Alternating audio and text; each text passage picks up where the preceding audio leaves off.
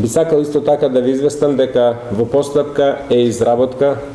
на нов детален урбанистички план во кој се опфатени градскиот парк, стадионот, младинскиот парк, зградата на поранешниот офицерски дом и зградата на библиотеката Гоце Делчев. Со овој план се предвидуваат повеќе нови содржини, меѓу кои